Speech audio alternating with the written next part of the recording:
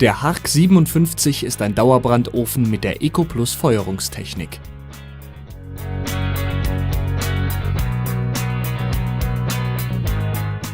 Die Verkleidung des Kaminofens kann mit keramischen Ofenkacheln in verschiedenen Glasuren oder mit Speckstein erfolgen.